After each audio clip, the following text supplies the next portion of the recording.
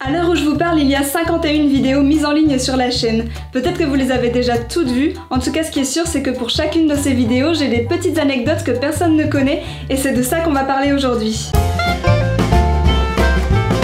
Salut à tous et à toutes, c'est Marine, vous êtes sur la chaîne des Passeurs et aujourd'hui je vous parle des petites anecdotes d'Urbex. Alors on va commencer par les trois premières vidéos de la chaîne, c'est-à-dire le château Cinderella, le sanatorium Nestor Pirotte et le château Pendulum. Alors à l'époque où j'ai sorti la vidéo du château Pendulum, j'avais laissé quelques indices au montage parce qu'au début j'y connaissais pas grand chose à l'Urbex et je pensais pas qu'on pouvait trouver une adresse avec aussi peu d'indices. Malheureusement il y a des personnes qui sont tombées sur ma vidéo, qui ont trouvé la localisation et qui l'ont partagée. De là j'ai reçu beaucoup de commentaires, beaucoup de messages privés. C'est là que j'ai décidé de mettre la vidéo en hors ligne. Le temps de la modifier, de couper des passages, de flouter. Malheureusement quelqu'un avait gardé le lien de la vidéo et continue à le partager, du coup ce que j'ai dû faire c'est tout simplement de supprimer les trois premières vidéos de la chaîne, c'est-à-dire le château Cinderella, le château Pendulum et le sanatorium Nestor Pirotte. J'ai réouvert la chaîne quelques mois plus tard et j'en ai profité pour revoir mes montages et donc j'ai publié une nouvelle version pour chacune de ces vidéos. Anecdote suivante, la tour de refroidissement. Je pense que là ça se voit sur la vidéo, il y avait un tournage ce jour-là pour un clip. Par contre je ne sais pas du tout c'est quel artiste, c'est quel clip. Si quelqu'un saurait me le retrouver, ça m'intéresse beaucoup de voir le résultat. Le château des muscles. Alors, cet urbex, je l'ai détesté. Il y a des urbex comme ça se voit pas forcément sur la vidéo, mais pour diverses raisons, j'ai pas aimé l'exploration. En fait, au début, tout se passait bien. C'est après que ça a changé. On y est allé en fin de journée, et du coup, après, la nuit est tombée. C'est là que l'ambiance du château a commencé à changer un peu. D'ailleurs, je pense qu'Emilie et Florent avaient la même sensation. C'était... l'endroit devenait morbide, en fait. Je saurais pas vous expliquer, faut vraiment être sur place pour comprendre. Dans ce château, il y avait une chapelle. Et dans cette chapelle, beaucoup de pigeons, des pigeons morts surtout, il y avait beaucoup de carcasses de pigeons au sol. Ça puait le pigeon, ça puait les fientes. Il y avait un pigeon malade aussi qui était par terre. Il savait plus voler, on pouvait l'approcher, il bougeait pas. Et à un moment, on est parti un petit peu plus loin dans la pièce et quand on est revenu, le pigeon était plus là. Alors que... voilà, la seconde d'avant, il était incapable de voler. Il s'est passé des petits trucs bizarres, comme quelqu'un qui a refermé la fenêtre derrière nous, du coup on s'est retrouvés enfermés à l'intérieur. Mais oui, c'était surtout une ambiance très pesante le soir. Morte plante, alors c'est un des rares urbex où je suis retournée 2 fois. Donc j'y étais allée une première fois pour faire la vidéo d'Halloween, on va aller voir dans les anciennes vidéos. Et j'y suis retournée un petit peu plus récemment avec Christophe, 2 jours cette fois. Alors ce jour-là j'ai pas filmé, mais au moment où on passait le portail, il y a une voiture qui est passée dans la rue et il s'est mis à nous klaxonner mais comme un taré en fait. Donc on est entré quand même en s'attendant à ce que quelqu'un nous rejoigne à l'intérieur ou nous attende à la sortie. Et finalement il n'y a rien eu du tout. L'église Mille-Arches, c'était un urbex qui était très connu à l'époque et c'était un de ceux que je voulais faire le plus. Du coup j'étais très contente d'y aller ce jour-là et je me souviens que j'ai beaucoup joué à la police parce que Émilie et Florent étaient très bruyants. C'est dommage parce que je pense que j'ai pu les rush, mais il y a énormément de vidéos où on m'entend râler. Tiens d'ailleurs on pourrait faire un petit top de mes urbex préférés. Je pense qu'en premier je mettrais la maison peinture. En deuxième, Diesel Farm avec Marion. En troisième... ah, la Villa Azur, ouais. Et du coup, juste après, je pense que je mettrai l'église Mille-Arches. Ah oui, tiens d'ailleurs, ça m'intéresse. J'aimerais bien savoir quelle est votre vidéo préférée. Et d'ailleurs, vous pouvez me dire aussi s'il y en a une que vous avez pas aimée du tout. Ça m'intéresse aussi de savoir et de me dire pourquoi. À la Villa V8. Alors, il se trouve que quelques temps après avoir fait cette exploration, Gabriel et Corentin, des urbexeurs que vous connaissez sûrement, ont sorti également une vidéo sur la Villa V8. Et quand je l'ai regardée, je me suis dit mais c'est pas possible en fait, tout était exactement comme le jour où on était allé. En fait il n'y avait aucun objet qui avait été déplacé, tout était vraiment à sa place au détail près et je me suis dit mais en fait ils sont allés le même jour que nous, c'est pas possible. Je leur ai envoyé un message, ils m'ont répondu. Et en fait ils y étaient allés la veille et du coup j'étais deg parce qu'on y était allés un dimanche, on aurait très bien pu y aller le samedi et on aurait pu tomber sur eux. Du coup j'étais un petit peu déçue mais voilà, peut-être qu'un jour. Anecdote suivante, le manoir de l'avocat. Alors j'ai pas grand chose à dire sur l'explo en elle-même, par contre c'est à partir de cette vidéo que la chaîne a décollé. Je ne sais pas pourquoi, peut-être que vous pouvez m'expliquer parce que c'est un spot qui est hyper connu et je pensais que ça intéresserait pas grand monde de le revoir encore une fois en vidéo. Mais visiblement c'est pas le cas, il y a eu beaucoup de vues sur cette vidéo, c'est à partir de là que j'ai commencé à avoir de plus en plus d'abonnements et c'est depuis ce temps-là que la chaîne a commencé à se faire connaître en fait. La Villa Ginette. Alors, j'ai pas non plus d'anecdotes sur cet explo. Par contre, c'est à partir de cet explo-là que J'ai tout perdu. Alors je vous explique. Un jour j'ai voulu faire du rangement sur mon ordinateur et mes disques durs. Alors faut savoir que sur mon ordi j'ai un dossier qui s'appelle Urbex où je range toutes les adresses que je dois aller visiter. Et sur mes disques durs j'ai un dossier qui s'appelle Urbex mais dans lequel je range toutes les photos et toutes les vidéos que j'ai faites. Vous sentez la couille venir? Donc j'ai voulu sauvegarder mon dossier d'adresses. Je branche mon petit disque dur. J'étais en train de regarder des clips de K-pop à la télé. Je lance la sauvegarde du fichier, donc je prends mon petit dossier Urbex sur mon ordinateur et je le glisse dans mon disque dur. Évidemment, mon ordinateur me demande si je souhaite remplacer ce dossier. Et moi, comme je pense que je suis en train de mettre à jour mon dossier d'adresse, bah je mets oui. Et donc, le dossier s'écrase, je n'ai plus aucune photo ni vidéo sur ce disque dur. Heureusement! Je garde tout en double. Pour chaque disque dur, j'ai une copie. Et donc il m'en restait un avec encore toutes mes photos et mes vidéos. Qu'est-ce que j'ai fait? J'ai pris mon disque, je l'ai branché, j'ai pris mon petit dossier d'adresse et je l'ai glissé. Mais ça va, puisque mon ordi me demande « Êtes-vous sûr de vouloir remplacer ce dossier ?» Et moi, toujours à fond dans mes petits clips et tout, bah je mets oui. Le chargement commence, en plus il a duré longtemps, c'est ça le pire, j'avais le temps d'annuler et tout, hein, mais... l'écrasement de mon fichier se fait et c'est juste à la fin que je réalise, donc je vois la dernière barre de chargement se faire et là ma tête, j'ai commencé à paniquer, je me dis mais non c'est pas possible, j'ai pas fait ça, il doit y avoir un moyen, je fais annuler, bah ça marche pas évidemment. Je rebranche l'autre disque, des fois que ce serait réapparu par magie, mais non évidemment. Bon je rigole aujourd'hui mais franchement j'ai pas passé une bonne soirée. Et donc c'est comme ça que j'ai perdu la totalité des photos et vidéos d'Urbex depuis le tout début, donc le sanatorium Nestor Pirotte, jusque la Villa Ginette incluse. Moralité, ne pas écouter de K-pop. Prochaine anecdote, les éléphants. Alors celle-là elle est marrante. Alors je suis inscrite sur plusieurs groupes d'Urbex sur Facebook, par exemple Urbex France, Urbex Belgium, il y a Urbex Nord. Et ce que je faisais à un moment, c'est que quand quelqu'un demandait des conseils sur comment trouver ses premiers Urbex, je lui envoyais un MP avec le lien vers ma vidéo où j'explique ça justement. Un jour, il y a un certain Laurent qui a publié un message sur Urbex Nord je crois, pour demander des conseils sur comment trouver des adresses. Donc moi comme d'habitude, je lui envoie un petit MP, je lui dis regarde, je fais une vidéo sur comment on peut trouver des lieux d'Urbex soi-même, tu peux aller voir, ça peut t'aider. Il me répond, on commence à discuter. Là, il me parle d'un spot qui l'intéresse, c'est-à-dire le hangar aux éléphants.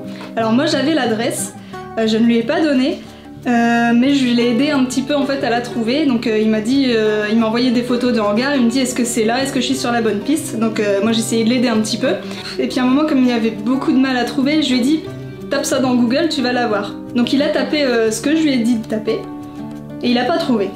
Donc il revient vers moi, il me dit bah je trouve pas, est-ce que tu peux me donner d'autres indices? Moi je commence à me dire putain mais il est lourd en fait. Le mec il a tous les indices qu'il lui faut pour trouver en 3 secondes, et il sait pas le faire.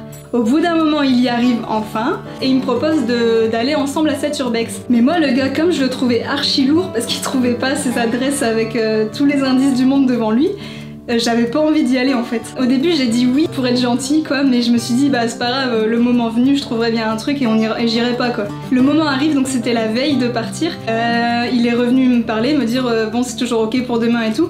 Et du coup j'ai commencé à chercher plein d'excuses bidons, j'ai commencé à dire ouais je sais pas trop parce que j'ai entendu qu'il y avait des caméras, ce qui est vrai en fait hein. Il y a un gardien, il y a des chiens, il y a ceci, cela, je suis plus trop sûre que j'ai envie de venir. Il me dit t'inquiète, je connais un pote qui a toutes les infos, il sait où est la caméra, il sait où est le gardien, il sait par où passer, il m'a tout donné, on va y aller tranquille quoi. Et il me dit aussi on sera avec d'autres personnes en fait. Et donc je me souviens que j'avais envoyé un message à Marion et Lucie. J'ai vraiment insisté pour qu'elles me disent n'y va pas. Hein.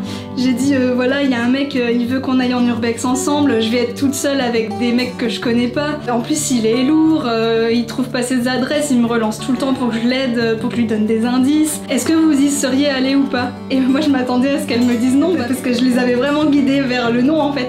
Et puis il y a Marion qui me dit bah ouais, moi je serais allée, j'aurais peur mais je serais allée. Et Lucie qui me dit aussi bah ouais le spot il est intéressant, moi je serais allée quoi. Et bah du coup bah j'avais plus d'excuses, donc bah, j'ai dit à Laurent ok vas-y c'est bon je viens. Et donc le lendemain j'avais la flemme, mais j'y suis allée quand même, j'ai bougé mon cul, c'est là que j'ai rencontré du coup Laurent, Jérôme et Christophe, et au final j'ai vraiment bien fait d'y aller.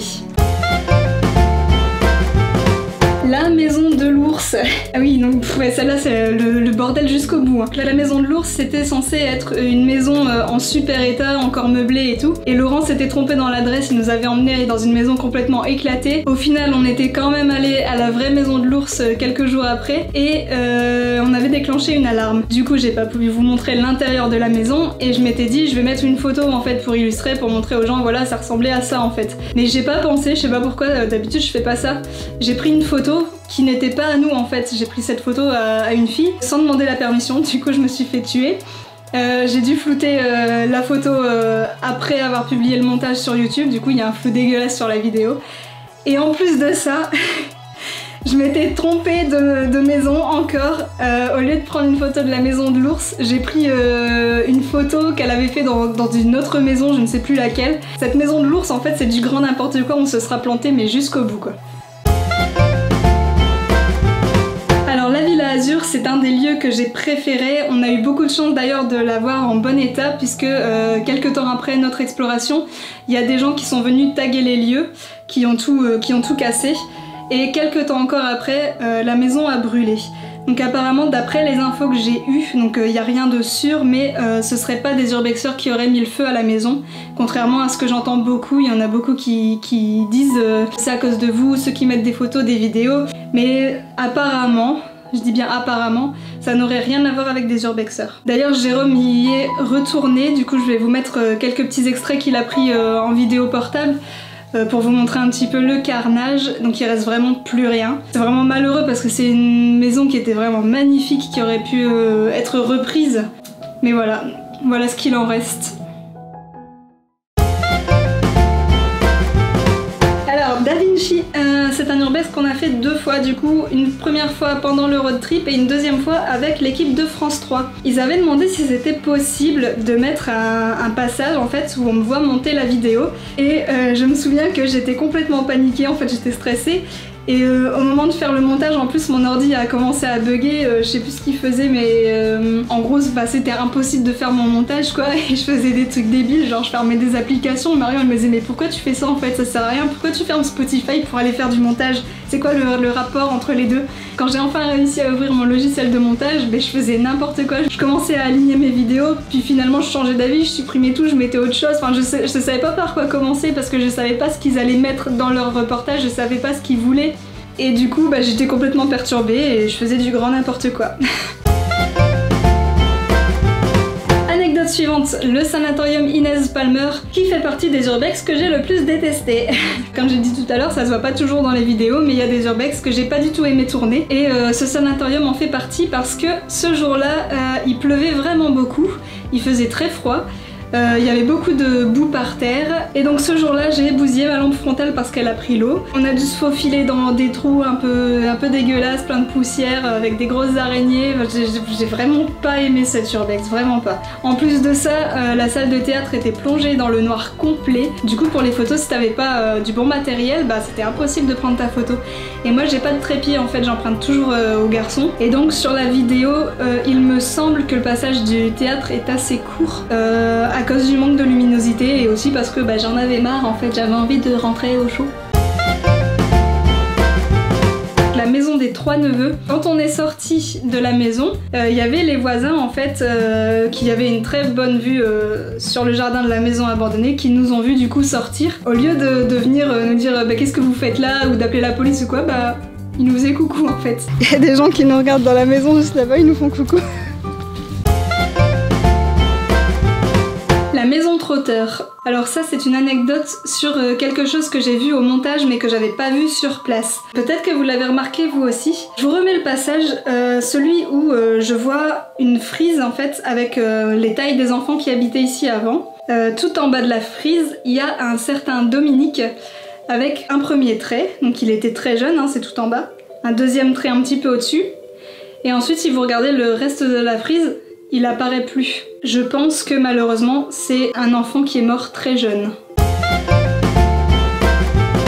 Anecdote suivante, la maison taco. Ça, c'est quelque chose que vous avez remarqué. Cette maison, apparemment, ce serait pas une maison, mais une boutique. Et en effet, si on regarde la devanture, ça ressemble fortement à des vitrines. D'ailleurs, on peut voir qu'il y avait toujours le bar qui était en place et qui devait être le comptoir tout simplement.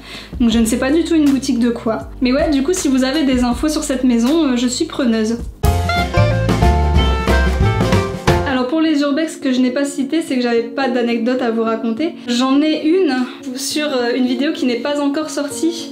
Il s'agit de la maison Volt, que vous verrez donc bientôt sur la chaîne, je ne sais pas encore exactement quand. J'ai un petit quelque chose un peu bizarre. Il y a un moment, sur une des vidéos, je suis en train de regarder un chapeau dans une pièce. Pendant ce temps-là, les garçons sont dans la pièce à côté, en train de faire leurs photos. Et j'arrive pas à l'expliquer, mais sur la bande audio, il y a une note de piano, alors qu'il n'y avait absolument aucun piano dans cette maison. Alors est-ce que c'est un objet qui a teinté, quelque chose que les garçons auraient touché? Est-ce que c'est un portable qui sonne? Je sais pas, on saura jamais, mais ça sonne vraiment comme une note de piano. Je vous mets l'extrait d'ailleurs, écoutez bien. Ici, nous avons une petite pièce de rangement, encore un vieux chapeau. Voilà, je sais pas ce que vous en pensez. En tout cas, c'est pas la première fois que ça m'arrive. Il y a eu un autre urbex comme ça, j'arriverai plus à vous dire lequel. Il y a eu une autre vidéo donc où on entend une note de piano pareil, alors que c'était une maison où il y avait absolument aucun piano. Donc voilà, c'est sûrement quelque chose qui s'explique, hein, je dis pas. Mais ça fait bizarre en fait quand tu fais le montage et que t'entends ça, tu dis mais il n'y avait pas de piano là-bas. Voilà, en tout cas n'hésitez pas à me dire si ce genre de vidéo vous plaît. Donc je ferai un épisode 2 quand j'aurai suffisamment d'anecdotes à vous raconter. Je pense aussi sortir une vidéo sur les urbex qui sont jamais sortis sur la chaîne. Il y aura aussi quelques urbex qui ont mal tourné, bon il n'y en a pas eu beaucoup en vrai, c'était pas bien méchant, mais j'aimerais bien vous les raconter quand même. Je devais vous dire merci aussi parce qu'on a atteint, on a dépassé même les 1000 abonnés. Vous êtes de plus en plus nombreux à chaque sortie de vidéo, j'ai des personnes qui rejoignent la chaîne. J'ai aussi toujours des personnes qui commentent toutes les semaines, les mêmes personnes qui reviennent dans les commentaires et ça fait super plaisir. En tout cas, j'espère que cette vidéo vous a plu. N'oubliez pas, comme d'habitude, le petit pouce bleu. Vous avez le compte Instagram et la page Facebook qui sont dans la description. Et je vous dis à bientôt pour une prochaine vidéo. Salut!